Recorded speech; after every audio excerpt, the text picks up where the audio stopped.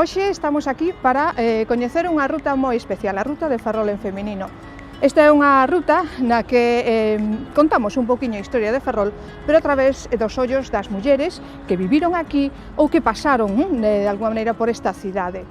Esta ruta é unha creación que surgiu a partir dun libro que publicou o Concello de Ferrol e a Casa da Muller, que se chama da mesma maneira, Ferrol en feminino. O convertimos agora nunha ruta para que todo aquel que queira poda coñecer a historia da nosa cidade, pero a través dos ollos desas mulleres.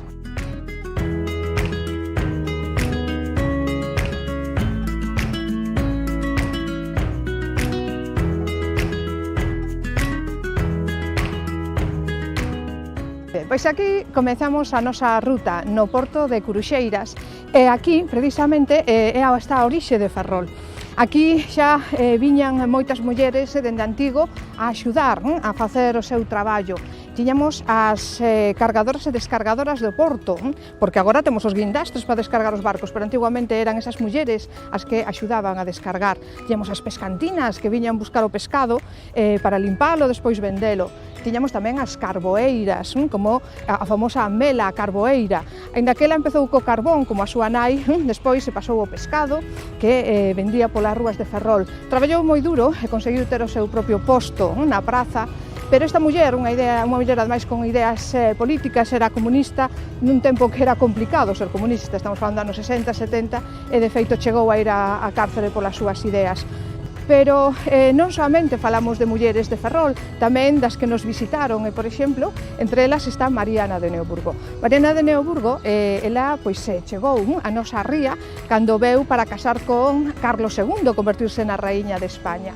Esta muller chegou aquí por equivocación, porque realmente ia para Santander, pero o barco atopa unha tormenta, entra na ría de Ferrol, se queda ao lado do castelo de San Felipe, onde está a rocha que chaman o cu da raíña, precisamente por ela, e ali queda uns días. As costureiras, mellores costureiras de Ferrol e Mugardos, suben ao barco para facerlle un magnífico vestido, porque tiña que ir vestida á moda española, e eso fixeron. Eses días que estivo no barco, as costureiras falaban coa raíña, contabanlle as súas penas, e froito desas conversas, cando a raíña chegou á corte, coñeceu o seu marido, falou do ben que a trataran aquí na ría de Ferrol, pero tamén destes problemas, como as famosas levas. E gracias a esas costureiras, o rei Carlos II decidiu, despois de que a súa muller estivera aquí con nós, deixar exentos de levas a Ferrol e Mugardos durante unha boa tempada. E todo, como decimos, gracias ás costureiras.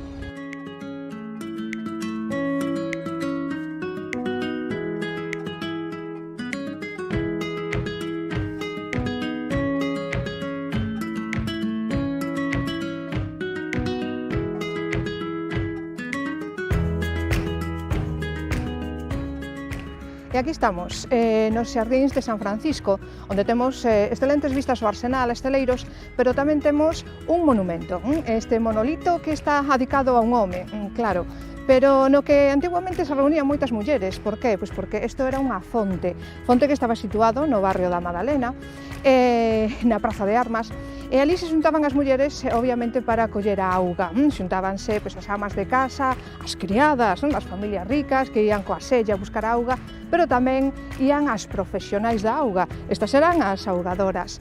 Elas collían as dúas sellas de 14 litros cada unha e se enchían para logo ia vendelas pola cidade. A verdade é que era un traballo tremendo. Tiñan elas unha asociación para defender os seus dereitos, que tiñan ademais dobre traballo, porque ademais de coller a auga e vendela, tamén facían de bombeiros. Cando non había servicio de bombeiros na cidade, eran elas as que axudaban a apagar os lumes nos incendios. Ademais destas mulleres dedicadas á auga, as augadoras, había outras vinculadas á auga, que eran as lavandeiras. Neste caso, as lavandeiras, obviamente, traballaban nos ríos de lavar, onde tamén se xuntaban as mulleres, as amas de casa, todo o mundo ia a lavar, e as lavandeiras tiñan moito traballo, non só por esas familias con diñeiro que lles encargaban lavar a roupa, senón tamén por toda esa tropa e marinería que tiñan que ter os seus uniformes de punta en blanco. Moi ben, pois estamos nos xardíns de Herrera, xardíns de Capitanía, Aquí temos este palacio fantástico no que se aloxou Isabel II na súa visita en 1858. Daquela se fixeron un montón de festas e agasallos para a raíña, visitou todo o visitable en Ferrol e debeulle gustar, porque aos poucos meses deunos o título de cidade. Aquí tamén, nestes xardíns en frente á Capitanía que se fixeron despois da visita da raíña, viñan normalmente moitas mulleres, concretamente as amas de cría, cos seus bebés, paseaban por aquí todas cos seus uniformes. Por suposto, canto máis luxoso o uniforme, máis importante a familia que a tiña contratada.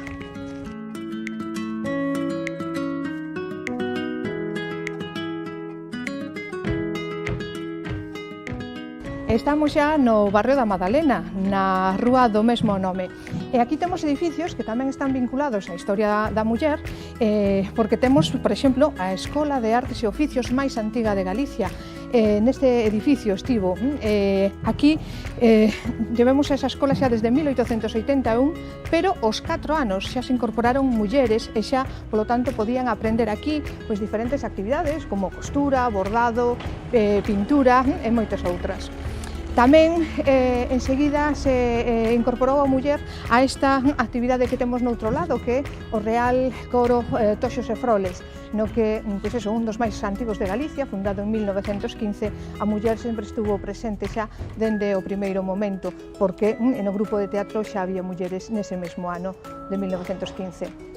Nesta mesma rúa, e un pouquiño máis adiante, aquí temos a casa onde naceu Aurora Rodríguez Carballeira, a famosa nai de Hildegard, e que agora tamén aínda se fixo máis famosa co libro de Almudena Grandes, a madre de Frankenstein.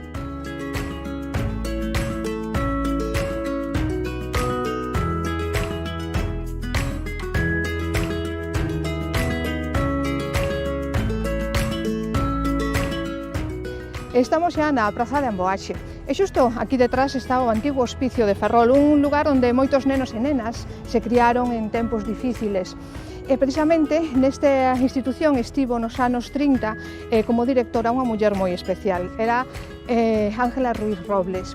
Ela foi unha gran mestra, pero ademais diso tamén foi inventora, tiña moitísimas patentes, moitos inventos, pero un dos que máis destacou, por suposto, foi unha especie de libro electrónico con luz e moitas materias e moitas posibilidades, que foi toda unha innovación no seu tempo.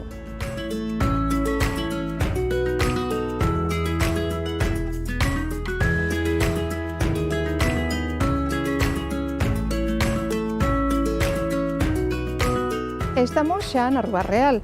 Aquí está unha das estrelas da nosa ruta de Ferrol en femenino, a casa natal de Concepción Arenal, onde naceu en 1820. Esta muller que é todo un referente no feminismo e na loita pola mellora da situación da vida das mulleres no século XIX.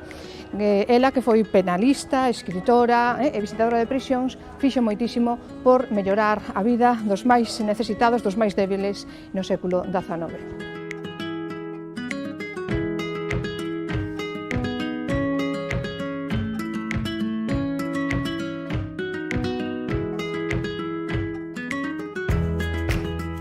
Estamos na Rúa Concepción Arenal. Aquí temos xusto detrás o Hospital de Caridade, un hospital que foi fundado no século XVIII. Xa tivéramos antes un fundado por unha noble no Porto para atender os peregrinos e a xente que necesitara, pero no XVIII se crea este. En este sempre houve moita vinculación coa muller. Aquí estudiaban, por exemplo, nenas na escola dominical ou, por exemplo, contrataban mulleres para levar os bebés abandonados a Inclusa de Santiago e os levaban en cestas na cabeza andando ata ali. Como digo, un hospital moi vinculado á muller, posto que dende sempre as mulleres foron as grandes coidadoras.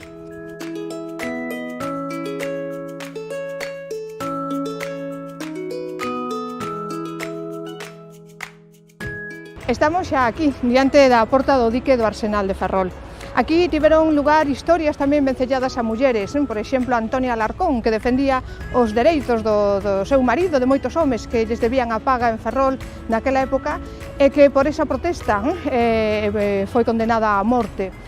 Ou, por exemplo, tamén as historias de outras mulleres, porque aquí dentro do Arsenal traballaban moitos homes, os maridos de moitas destas mulleres, pero tamén traballaron 200 mulleres para extraer todo o que se cavou para facer o dique da Campana dentro do arsenal militar a finais do século XIX.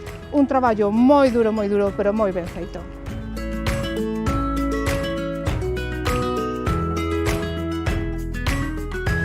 Estamos xa na Praza da Constitución. Aquí detrás de min está este edificio que foi construído no século XIX para ser cárcere e concello, pero que xa no 1926 se converteu en instituto. Foi o primeiro de Ferrol e como nome lle puxemos Concepción Arenal, a máis ilustre ferrolana. Aquí estudiaron moitísimos nenos e nenas. Destacou sobre todo unha rapaza, Ángeles Alvariño, que se convertiría nunha das máis grandes oceanógrafas que temos en España e incluso a nivel mundial. De feito, varias especies de plancton levan o seu nome, así que aí a temos para a posteridade.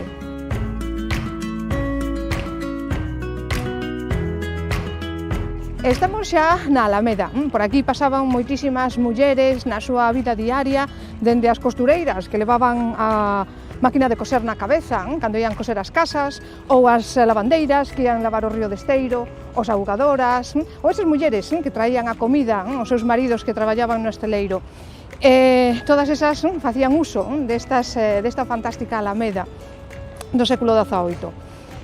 Xusto aquí xa imos rematar esta ruta de Ferrol en femenino, unha ruta na que caberían todavía moitísimos máis nomes e moitísimas máis mulleres, como Carolina Casanova, unha famosa cantante de ópera ferrolana, ou Elvira Novo, unha gran mestra, ou Amalia Fraguela, activista e anarquista, ou, por exemplo, Amada García, moi recordada aquí fusilada na Guerra Civil moi inxustamente. Elas e moitísimas máis poderían formar parte desta ruta. Pero, bueno, o que esperamos é que todo isto despertase un pouco a vosa curiosidade e que irades coñecer un poquinho máis a estas mulleres e a nosa historia. Así que agardamos vos na seguinte ruta de Ferrol en femenino. Contamos con vos.